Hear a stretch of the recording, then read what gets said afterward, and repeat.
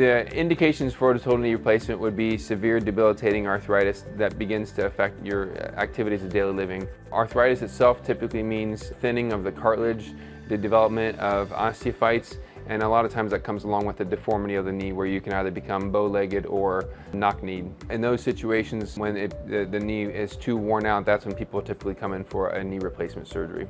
A lot of people think that with a knee replacement we're replacing the entire joint, but really what we're doing is resurfacing the joint, and so we're saving off a few millimeters of bone and replacing that with plastic and metal.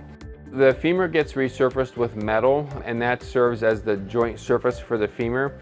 The tibia gets resurfaced with metal and then a plastic liner that goes into the tray.